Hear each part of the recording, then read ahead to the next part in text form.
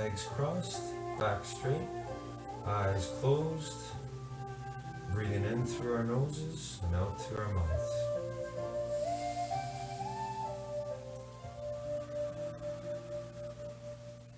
Feeling the power of you controlling your breathing.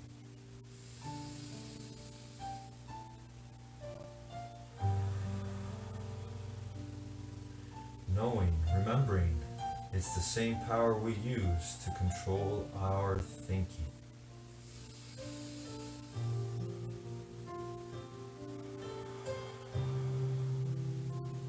Now use that power. Use your determination to see in your mind today your best effort in all the exercises, stretches, movements we do here together.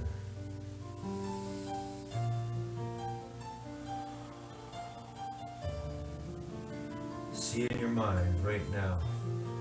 See yourself doing the best you can, giving the best effort you've ever done for anything.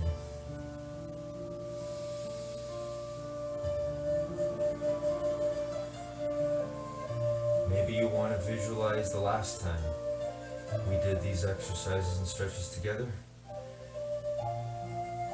Go there and think right now about what you could do better or differently this time.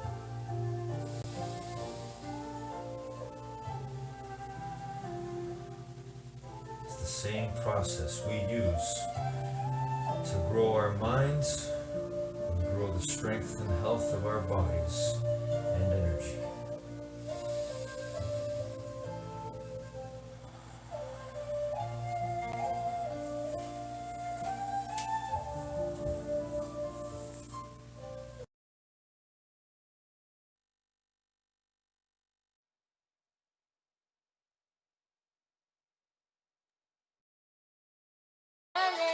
Feel the magic in the air.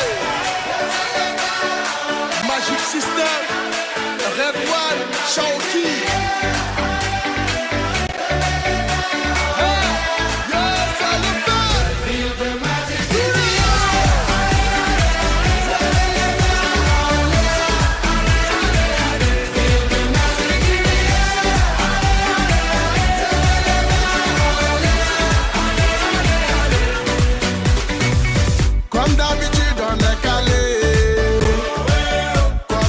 Ça va aller, on te met l'ambiance à gogo, tous ensemble on fait le show. On t'invite à la magie, y a pas de raccourci, oublie tes soucis, c'est bien faire la folie. On t'invite à la magie, y a pas de raccourci, oublie tes soucis. Oh, oh, oh, oh.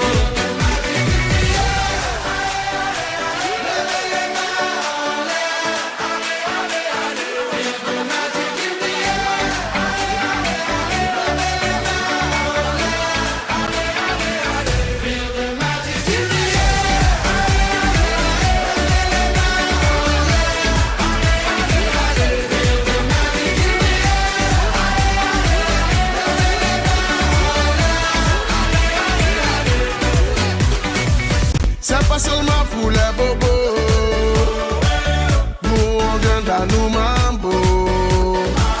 Mon ami, si tu as le niveau,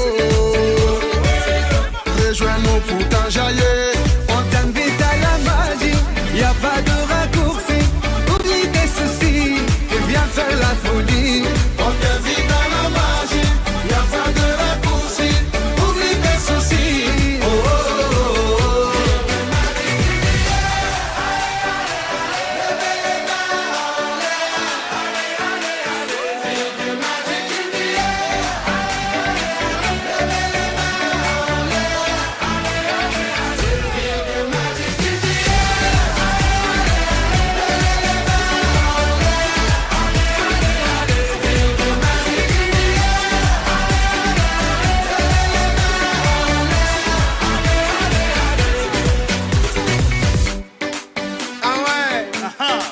Magic System. Toujours nous. Ah, ça change pas. Ah ouais. Ah, Shawty avec Red One. Est-ce que ça marche? Ça va pas. On vient du ghetto pour aller plus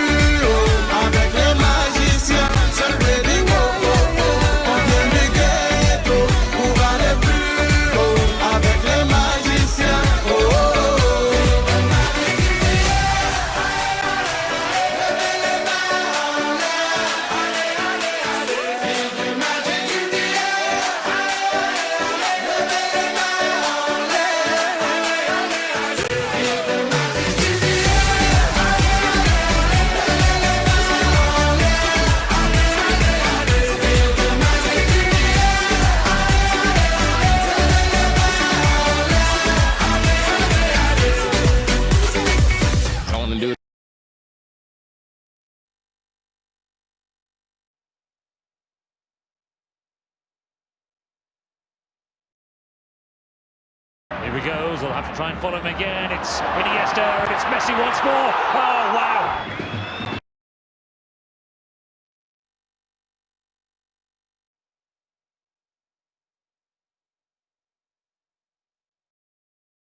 Morning, guys.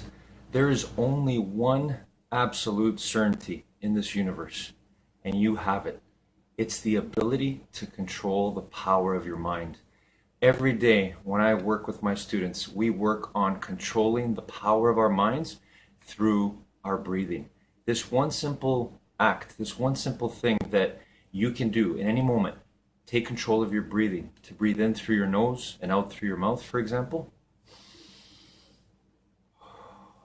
That's something that you can do, which demonstrate that's the only thing that's certain in this world. So when we look at our outside world, and get ready, life's going to come at you today like it does every day.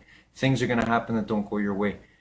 Understand that same power that controls your breathing, you can control your response in any situation. So try that today. Anything that comes to you, you control it. Demonstrate your absolute certain power. Have a great day, everybody.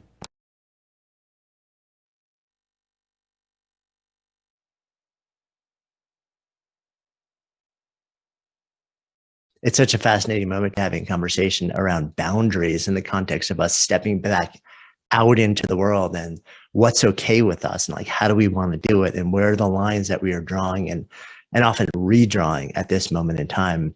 You know, I was thinking about this topic, and it's so fascinating on the one hand, and so potentially fraught on the other hand. There are so many things to consider, and I've been very much a student of learning about boundaries, about my own boundaries, about those around me, about those I surround myself with. But I was reflecting back to when I was a kid, and how the notion of boundary setting played a role in my life, and sometimes in not the most constructive ways. So, as a kid, and to this day, I was very private.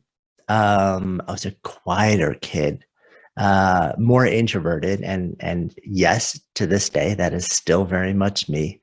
I have very strong need for boundaries. I had a strong need for solitude. I had a strong need to, when I socialize, sure, every once in a while, I'd love to be in like parties, like big groups of people. But much more often, I realized that I like to be in smaller groups of people or just intimate conversations. And as a maker, somebody who has had that impulse, like the impulse to make ideas manifest from literally as long as I can remember, and all of our longtime Growth Day community folks here have heard me talk about that in a whole bunch of different ways. I've realized that I had all of these needs and expectations and preferences about how I both wanted to interact with other beings and with other things and activities and experiences. But I never really sat down to think about how they affected me. I never got really clear on what these things were for me. I never just really detailed them, and I never asked how I felt about them. And maybe most importantly, because I had never done that deeper work, I was never able to, and I never really did express my particular boundaries. Instead of expressing, instead of saying, this is who I am, here are my needs, here's what I prefer, here are my expectations about how we can relate together in a healthy way, what I did is I largely just pulled back. I withdrew. I shut down. I pushed people away without even giving them a chance to know how to be in relationship with me. And in doing that, this happened with everyone from friends to teachers to family members to my parents, people who I cared about, who I loved dearly, and people who cared about and loved me, and people I had much in common with. And, I'm in relationship with this, to this day. And yet I inadvertently pushed a lot of them away, shut them out, because I wasn't clear on how I wanted to be in relationship. And because I wasn't clear, I was never able to express it with clarity or with confidence in a way that would allow other people to really understand, well, this is how to relate to my kid, my friend, my brother. And it's only been over the years in hindsight through a lot of meditation, some therapy, some real reflection, some commitment to continued growth through experiences. I mean, how amazing would it have been if we had an experience like Growth Day a long time ago where I could have immersed myself in it, just learn from amazing people. And what I've realized over the years is that my lack of clarity around boundaries, what they are, how to establish them, how to communicate them, it really took a lot out of my life. I lost the opportunity for friends, for love, for grace, for play, for connection. And I think that's why I've become more interested in understanding what boundaries are and how they work and how to create them and establish them and express them in a healthy way. In my life, really, honestly, probably over the last 5-10 years or so is when I focused more around it. And I almost feel like there's a lot of rebel in me. I would probably call myself a nonconformist. When somebody says do this or this is the way things are, I not infrequently question that. If any of you are familiar with Gretchen Rubin's 4 tendencies framework, which is how we set and meet our own expectations, I am the questioner in her model, which means that I never just accept something that's given or told to me. I want to dig into it and understand it. I question it. And once I understand the rationale, the basis, once I can make sense of it, then I'm all in. And I think I've never gotten to a point where I did that with the idea of boundaries. And because the word boundary to me always felt very constraining, I think I rejected it out of hand. And my sense is also because there were times earlier in life where I did have a bit of clarity around what my needs were and where I did try to express them. And when I expressed them, I was met with either rejection or defensive,ness or other people shutting down or feeling attacked. And I didn't know how to handle that. And I didn't understand how to express it in a healthy way. And I also adopted their reaction as something that I did to them that was negative. I was causing harm and expressing my boundaries is what I thought. And so it's taken a long time for me to let go of all of that and to get much more comfortable with the fact that these things exist and let go of the word of being bound and actually think of it more as this is how I want to be held. So just for clarity purposes, maybe let's sort of define how I look at these different things. So first, when I use the word boundaries, and I'm sure our awesome crew of coaches here over the course of the month will probably have slightly different definitions or ways that they're using this word. When I use the word boundaries, what I'm talking about are clearly expressed relational expectations, reference or preferences, and needs, right? So clearly expressed, meaning there's no ambiguity. And that messes with us because we like to tap dance a little bit to try and, quote, soften the blow when it comes to sharing boundaries. But clarity of expression is really important. And also clearly understood by us, clearly understood and expressed, relational. So it's about us and the way that we relate to our outer and inner world. Expectations. Here is how I expect to be in relation with you. Preferences. Here's how I prefer to be in relation. And needs. This is what I need in the context of this relationship. So boundaries for me, clearly understood and expressed, relational expectations, preferences, and needs. This can be your day for personal growth. This can be that day you committed to and you remember and you go, that was the day I got myself a community. I got better coaches. I committed to making my life the absolute best that I could. This is that day. Make today your growth day. Click the button on this page and sign up right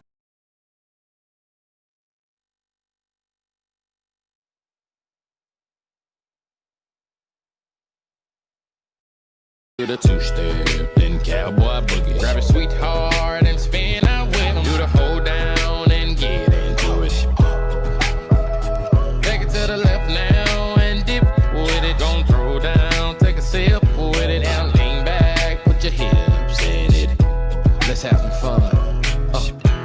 left, to the left now. To the right, to the right. Now take your left hand and put it on your side. Gonna roll your shoulders, do the slip and slide. This next part's my favorite part, cause it's time to shine. Gonna do the two-step, then cowboy boogie. Grab a sweetheart and spin out with him. Do the hold down and get into it. Take it to the left now and dip with it. Don't throw down, take a sip with it. Now lean back, put your hips in it. It's simple, you can do it. Slide to the left, slide to the right. Now cool down, have a good time. Slide to the left, slide to the right. Do the butterfly, have a good time. Round, round, round and round you go. It's time to show out right now and take to the floor. Gonna do the two-step, then cowboy boogie. Grab a sweetheart and spin out with him. Do the hold down and get into it. Take it to the left now. Don't throw down, take a sip with it. Now lean back, put your hips in it. Take it down now, take it down now. Take it down now, take it down now. Bring it up now, bring it up now. Bring it up now, bring it up now. Take it down and crisscross. Bring it up now, crisscross.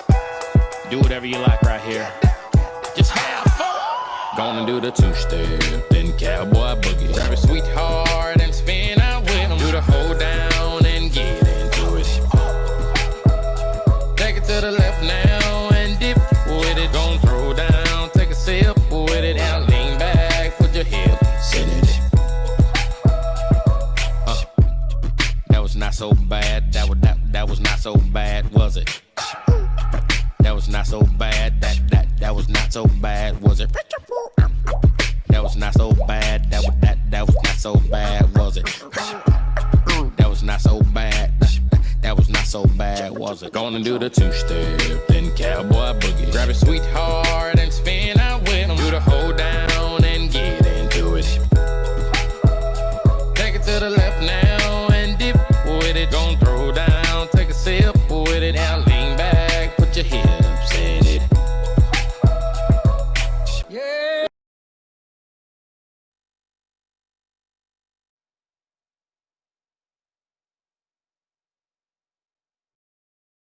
This is Messi. Gets away from Xavi Torres. And it's Messi! Brilliant goal!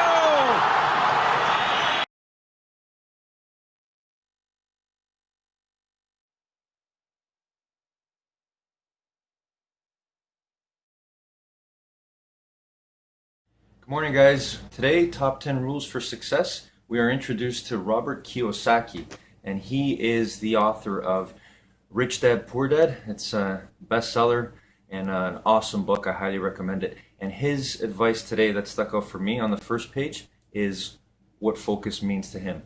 Focus means following one course of action until it's done. It sounds so simple. It's the essence of determination, my core, my one word, and I believe our one word deep down inside. We have that ability to follow one course of action until it's done. So think about how you can apply that today in anything that you're trying to achieve. Follow one course of action until it's done. That's true focus. Maybe it's a situation where you just simply control your response, your focused response, to make sure that you don't respond negatively. Have a great day, everybody.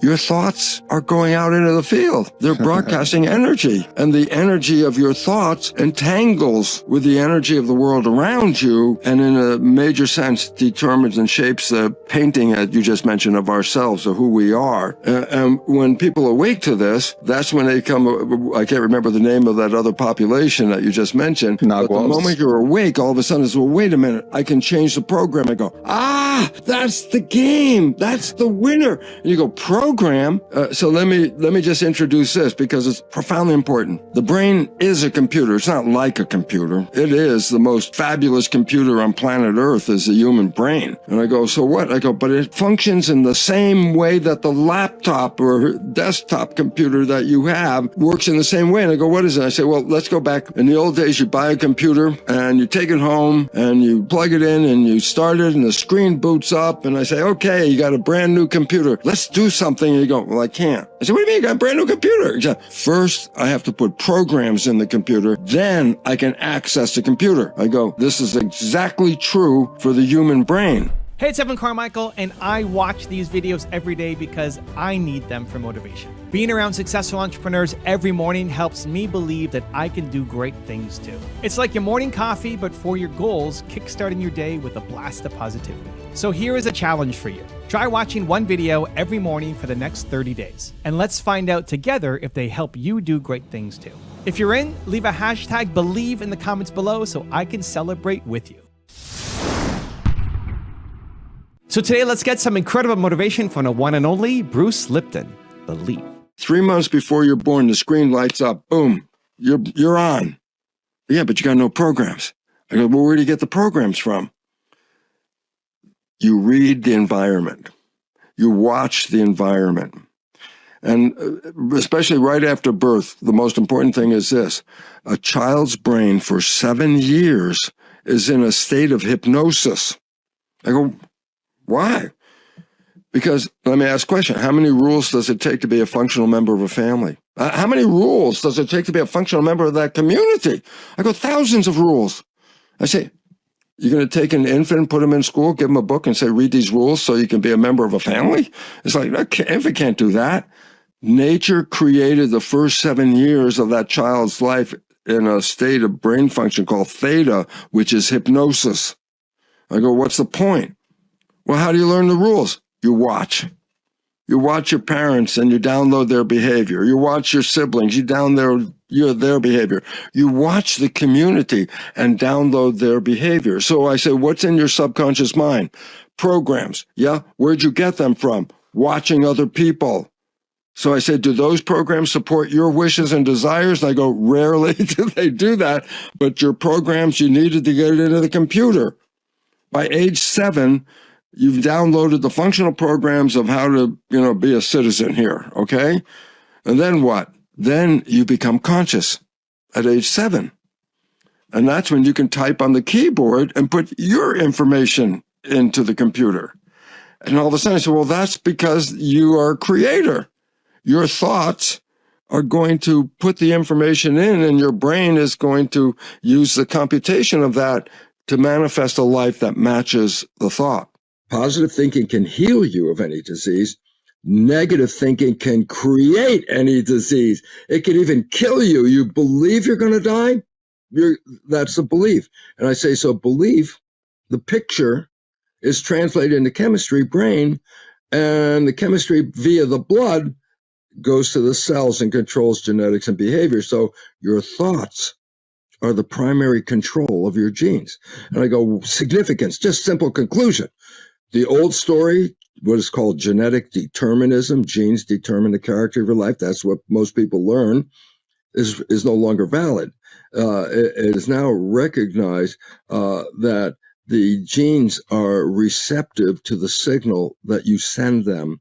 And all of a sudden I say, well, then your thoughts are overriding your genes. I go, yes, they do. And then conclusion, which Mark has been talking about for years, is, well, then you better start thinking healthy thoughts, because it's the negative thoughts that put the chemistry in that will create any disease. And all of a sudden it goes positive thinking, negative thinking, but it's all connected to belief. It is simply impossible to achieve long-term health and happiness if you hate yourself. 100%. This is so important because I have a memory of point in my life where that changed, just like boom, just like somebody turned a switch. Because I was on the edge of, I could have been diagnosed as manic depressive. Well, I'm happy most of the time, but once it started going wrong, then it was like, this is wrong. And then I give myself the abuse verbally. Oh, you're stupid. You're not good enough. What's wrong with you, Lipton? And I'd be doing that. And I was in my lab, and I just spent a procedure that took about an hour to prepare for the experiment. And if you mess it up just a little bit, you have to start all over again. The third time that day, I messed it all up, and now I'm really upset. I spent the whole damn day doing this. It didn't work, and then I'm getting, oh, you idiot, you can't do anything right. And I was giving myself like a parent on my shoulder telling me that's not good enough. And I'll never forget, I was alone in the lab, and I hear this voice. And there's nobody there. I hear this voice, like, and the voice says, don't you have anything better to do than to listen to this crap? I looked around, I started to laugh because I said, sure, I'd rather go to a movie. So there was a newspaper. I picked up the paper, I found a movie, went off to the theater. Guess what? That whole dialogue ended instantly. I had a choice. That's what it was saying. I have a choice. Do you want to continue this conversation, or do you want to do something else? That was the moment of empowerment that was so great, because it said, stop, stop. Do something else. Get out of here. Mm-hmm. And the next time I started to get a little depressed, first thing that came back was the humor of that. And I'd laugh and I go, okay, I'll do something else. After 3 or 4 times, guess what? I've never been depressed since that time. Never. Why? It just doesn't hold in my mind. If a depression, like a negative thing starts happening, I don't sit there and play it over and over and over again, which makes you go downhill. I just, I have a choice. It's a choice. Do I want to listen to this stuff, or do I want to do something else? The movie The Matrix, everyone thinks science fiction. I go, no, that's a documentary. Everybody got programmed. That's a fact. That's a biological reality.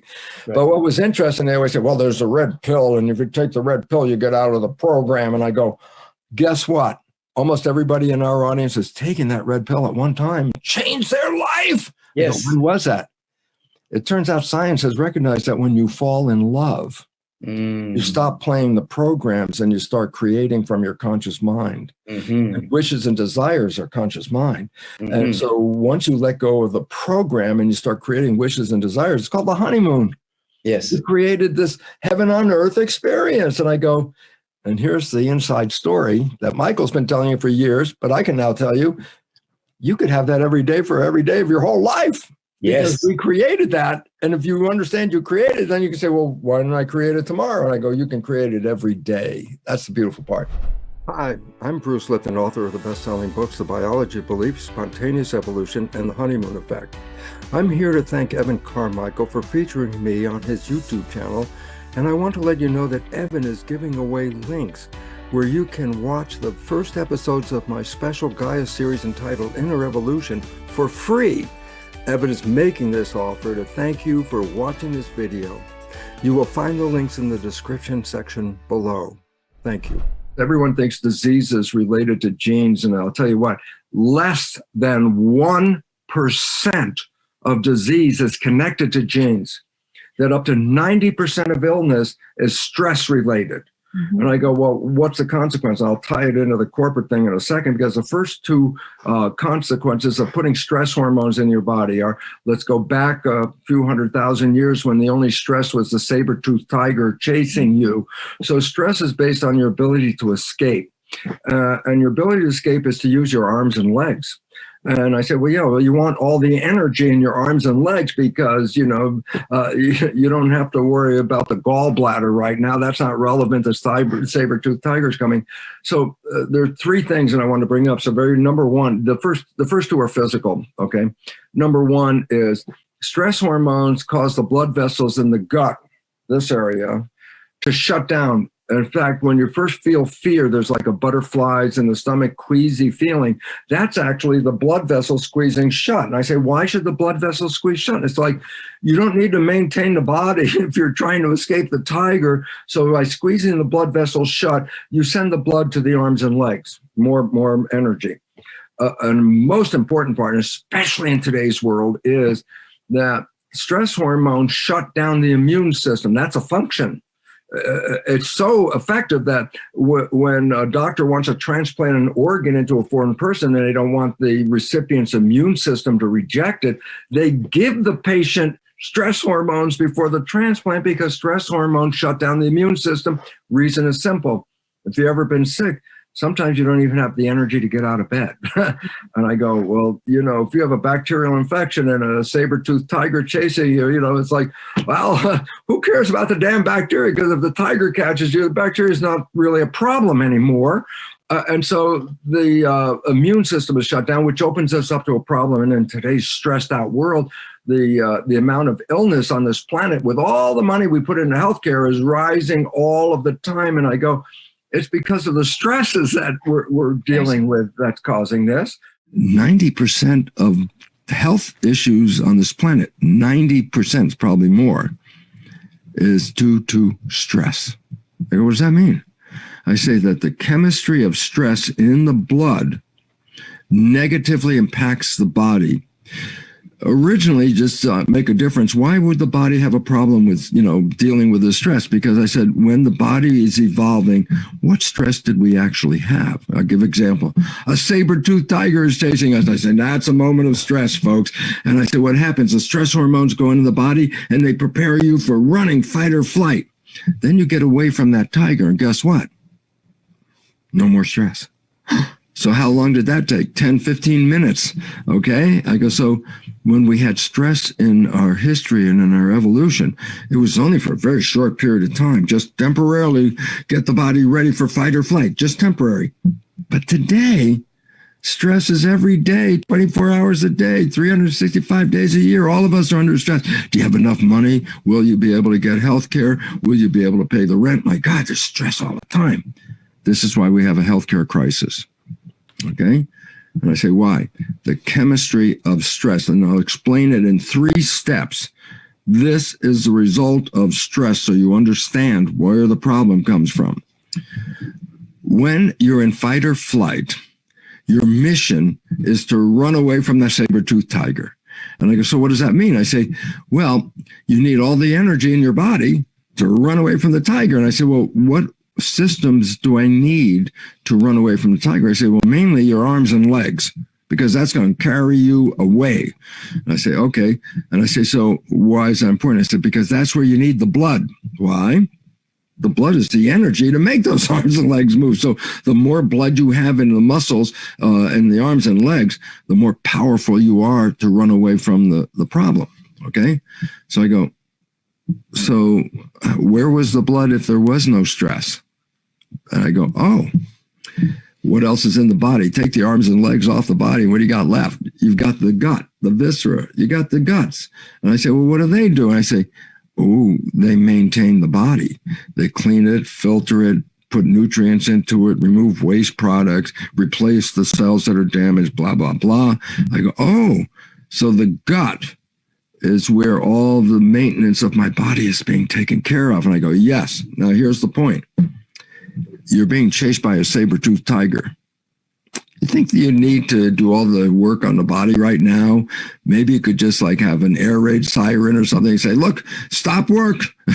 we're going to run. I say, well, what happens? And here's what it is. The stress hormones cause the blood vessels in the gut to constrict tight. I go, what does that mean? It pushes the blood from the gut to the arms and legs. That's the one I need to run with. Yeah, but what does it mean about the gut? And I say, it stops functioning. Maintenance of the body is out. Taking care of the system is out. Why? The energy is getting ready to run. So moment the stress hormones are in, you stop maintaining the body. Number 2, and this is the big one. You ready? Stress hormones shut off the immune system. Oh, yeah. I say, why is that important? Well, if you've ever been sick, you might have known maybe you didn't even have the energy to get out of bed. When the immune system is operating like that, it uses so much energy, you probably can't even move sometimes. I go, yep. So I say, you're being chased by a saber-toothed tiger. You have a bacterial infection. How do you want to split the energy? How much energy you want to fight that bacteria back? Or how much energy you want to run away from the tiger? Let me help you with the answer. You want all the energy to run away from the tiger. So stress hormones, listen to this. Stress hormones shut off the immune system to conserve energy to escape the stress. Oh my God.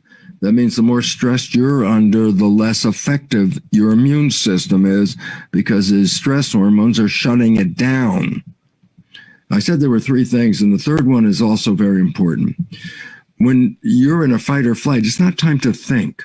And I say, what does that mean? I say, well, thinking is a very slow process. I ask you to think about something. You go, oh. I go, when you're running away from the tiger, you don't have to go, oh. You don't have time for that. You got to run. So stress hormones shut off thinking. Reprogramming my subconscious mind to do what? Get rid of or replace the disempowering programs with empowering ones. And I go, here's the benefit. Here's the benefit of it.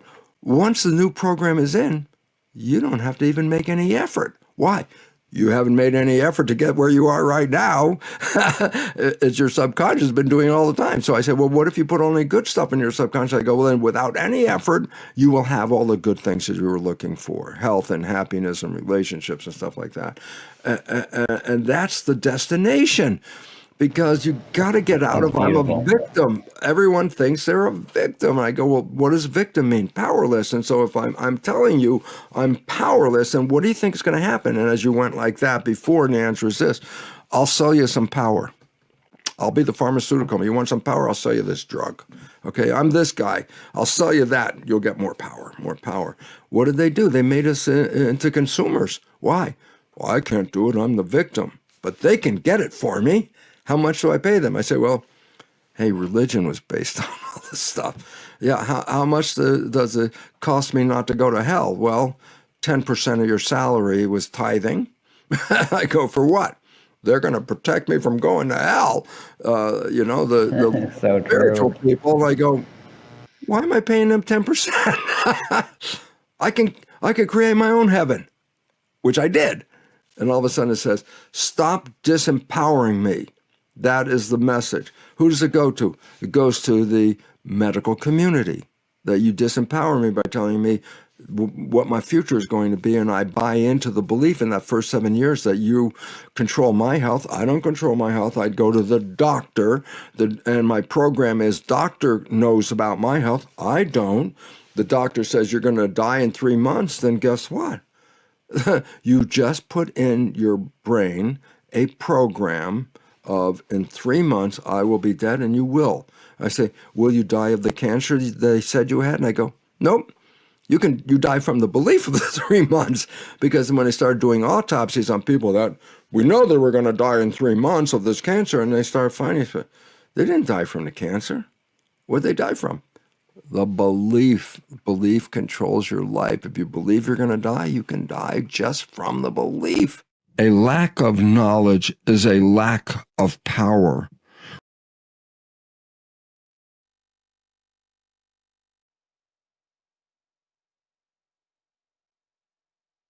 I'm gonna take my horse to the old town road. I'm gonna ride till I can't no more. I'm gonna take my horse to the old town road. I'm gonna ride till I can't no more. I got the horses in the bag, horse stock is attached. Head is matted black, got the bushes black to match. Riding on a horse, you can whip your Porsche. I've been in the valley, you ain't been up off that porch. Now, can't nobody tell me nothing. You can't tell me nothing. Can't nobody tell me nothing. You can't tell me nothing. Riding on a tractor, lean all in my bladder. Cheated on my baby, you can go and ask her. My life is a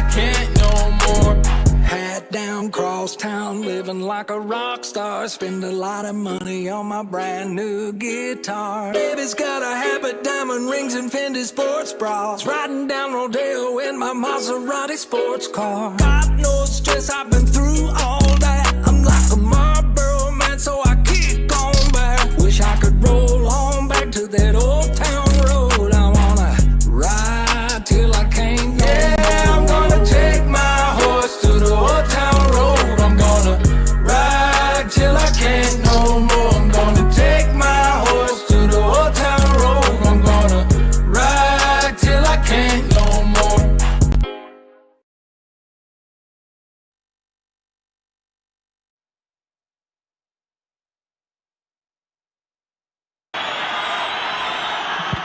But they lead.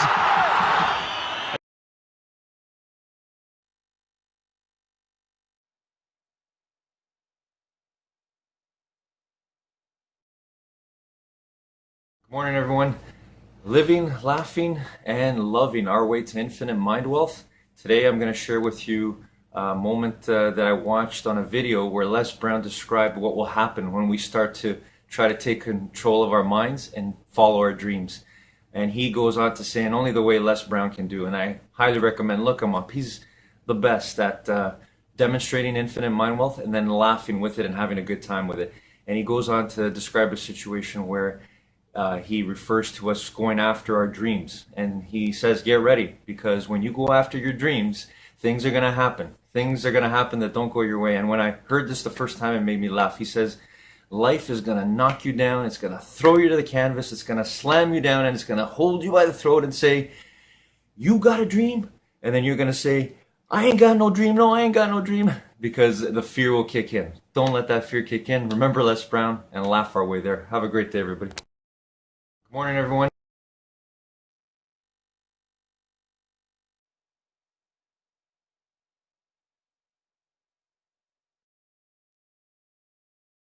There's a great story of two lumberjacks where every morning they start chopping wood at the same time, and every day they stop chopping wood at the same time. And every day one of the lumberjacks disappears for about an hour in the middle of the day, and every day he chops more wood than the other guy. And this goes on for months. And eventually the one who works all day, he says, I don't understand. Every day we start at the same time. Every day we stop at the same time. Every day you disappear for about an hour in the middle of the day, and every day you chop more wood than me. Where do you go for that hour? And the other lumberjack looks up and goes, oh, I'll go home and sharpen my axe. If you take an infinite mindset, it's not about how much you can get done each day. It's how much you can get done over the course of a career or over the course of a lifetime. You got to take vacations, which means you turn off your email and you turn off your phone and you do not connect to the office. Go sharpen your act. Take a Friday afternoon off. We have something called duvet days in our company where you wake up in the morning and you just can't do it. And it's not like vacation days where you plan ahead, and it's not like sick days. Like you're not sick, you just don't want to do it. You're just not feeling it and you can't do it. And you do it responsibly. You can't leave your team in the lurch, obviously. You have to exercise responsible freedom, but we give people an opportunity, instead of lying and pretending that they have a stomach bug because they just can't face the day, that they can just call up and say, I'm taking a duvet day, and everybody goes, go, we got you, go. Need motivation? Watch a top 10 with Believe Nation. Hey, it's Evan Carmichael, and I make these videos because when I started my first business, I really struggled to believe in myself. I was making $300 a month and quit on my business partner. And the thing that saved me was watching the stories of successful entrepreneurs. They gave me strategies as well as hope and belief that just maybe I could do it myself as well. And I hope that this video here today helps you get a little bit more belief in yourself, because I still need the videos for myself today too. So today let's learn from one of the best, Simon Sinek, and my take on his top 50 rules of success. Enjoy. I can tell you what I went through, which is what set me on the journey to sharing the message of the why and helping people find theirs. A why is like a compass direction. It tells you where you're going. We can live our lives by accident, which is kind of like getting in a ship and just sailing, or getting in a car and just driving. You'll absolutely see some amazing things. You'll stumble upon some amazing experiences, but you don't really have a sense of where you're going, any sort of direction. In other words, what's it all for? What the why does is it provides a path, it provides a map or a compass. So you will still have some of those amazing experiences, but now they have value and worth, and they're taking you towards something else. It's a journey towards something. When I learned my why, I had this tremendous calm come over me, a sense of my confidence grew, a sense that my life had more meaning than I thought it had before, and I had now the choice a new way of viewing decisions, a filter through which to make decisions, which now I would ask myself, does this help advance my why or not? Does this help me stay on the path that I'm supposed to be on, or is this going to be a random adventure? So the why provides focus, direction, meaning, and confidence. The best leaders actually are the best followers, even if they're at the highest levels of the organization. They're still in service. Right. It may not be to a person, but to a cause, to a cause, mission, an idea, a vision, God, something. Whatever it is, there's still some sort of something that they're beholden to, and they're devoted to, and they're in service to. So followership is a thing, not to belabor the Marine point, but Marines, when they evaluate their leaders, they're looking for good leadership and good followership. So, for example, when you go through OCS, Officer Candidates School selection, when somebody's for a task, chosen to be the leader of that group for that task, the Marines are watching the others as well. So they're looking to see that everybody's contributing ideas, and they're looking to see that leader takes in those ideas but is decisive, and they're looking to see that the members of the group, if their idea isn't picked, they still give their all to see that the leader's idea is successful, and if it fails, give it their all to pick up the pieces and see what they can do, as opposed to going, I told you, should have gone my way. right. I was right. Or sabotaging because their idea didn't get picked. Wow. So they go all in. So good followership is as important as good leadership. That we respect that when a decision is made, we will give our blood, sweat, and tears to see that the decision our leaders have made will be successful. And if it fails, we will help pick up the pieces, because that's the deal. Having a sense of purpose, cause, or belief for our work is what gives our work and, frankly, our lives meaning. When we die, nobody wants the last balance in their checking account written on their tombstone. Nobody wants the last title on their last business card on their tombstone. That's not how we want to be remembered. We want to be remembered for the kind of person we were in the lives of others, devoted mother, loving father, these kinds of things. And we want to know that our work had an impact in something bigger than ourselves. It's a very normal human thing. Unfortunately, a lot of people don't start to think about those things until later in their lives. And I've heard this. I usually hear this from senior executives, believe it or not, where they say, I've had great success and I've done all these things, but I don't want my life to end on this chapter. I would feel like I've done something wrong, And they want to make sure that they do something powerful and impactful in the lives of others, that's how they want to close the book on their lives. What I love about this young generation is they're starting to think about those kinds of things now.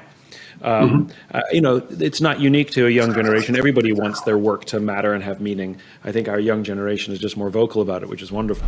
Also, to make sure you're actually taking action after watching this video, I've designed a special free worksheet just for this video. The worksheet will highlight all of the lessons learned in this video, as well as pull out our 3 favorite learnings and quotes that will inspire you to actually do something. The worksheet will also give you space to write down what your key takeaways are and your specific plan of action to make sure you're getting results. If you want the worksheet designed specifically for this video, absolutely for free, there's a link in the description below. Go click on it and start building the momentum in your life and your business. I'll see you there.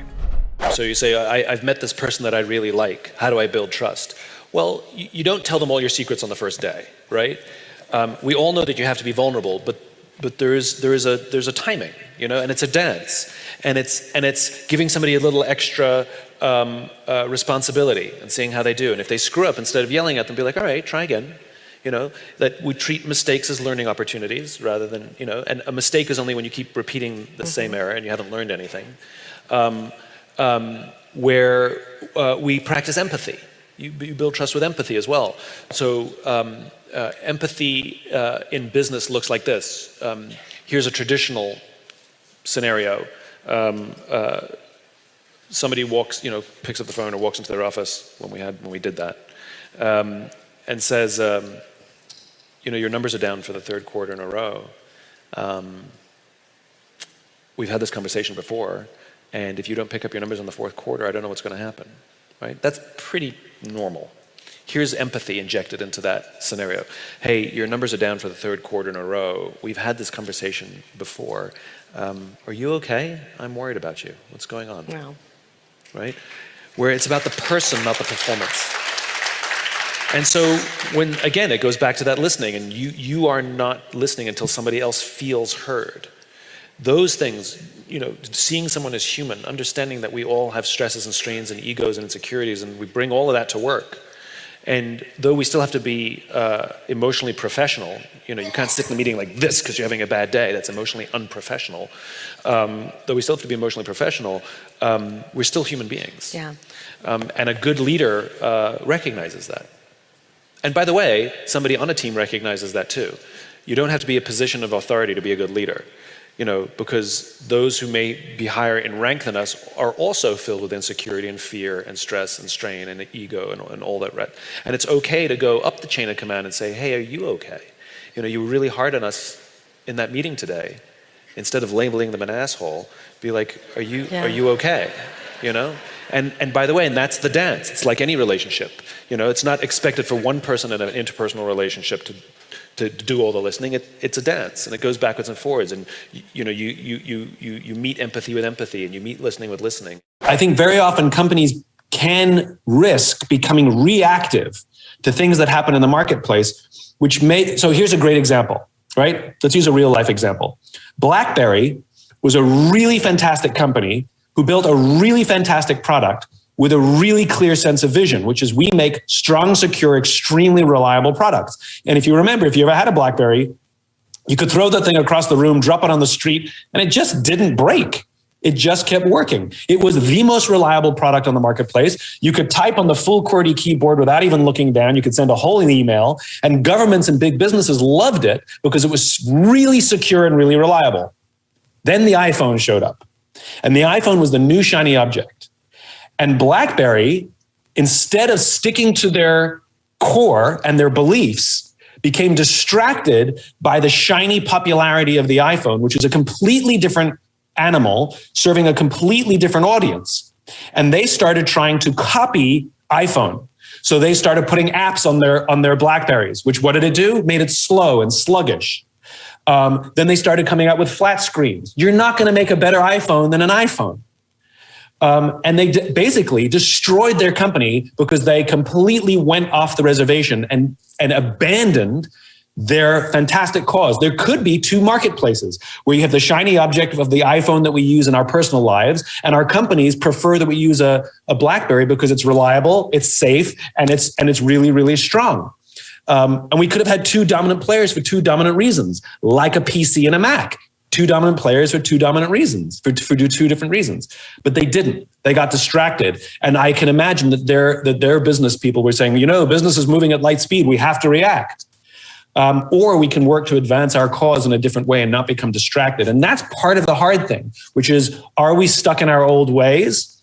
Or are we actually sticking to our long-term vision? That's part of the difficulty of business, to know the difference. I would sort of reject the concept of blunt honesty.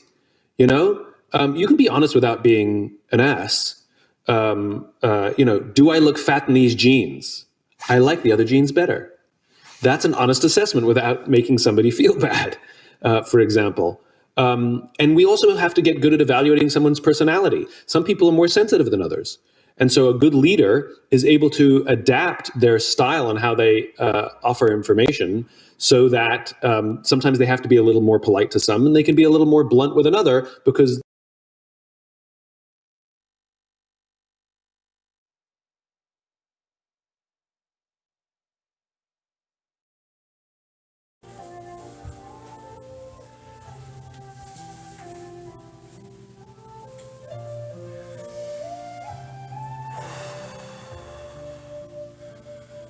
And here we are again. Legs crossed, back straight, eyes closed, deep breaths in through our noses and out through our mouths. The way we began.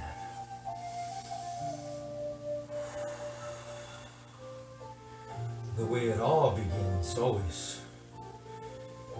Always with our thoughts. Our powerful minds. which are always subject to our control, no matter how hard it's been to control them. We know the truth, don't we? We saw it today in our effort. We see it every day in life, in the gym of life. We know that we have the power to determine what thoughts we will act upon, and therefore we also have that power to determine what feelings we will allow to flow out and through us.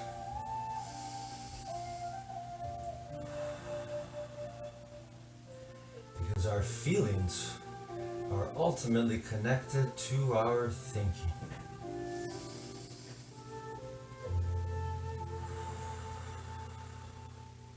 And if we control our breath with our thoughts,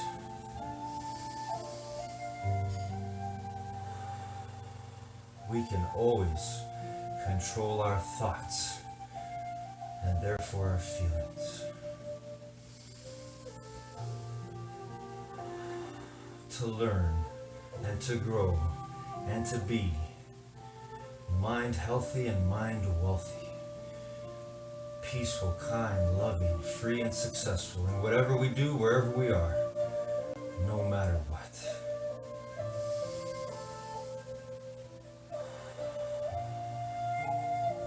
That's why we are already, whether we know it or not, determined nation. A people, a nation that always has the power to determine, to think, and to be positively, undoubtedly, unwaveringly loving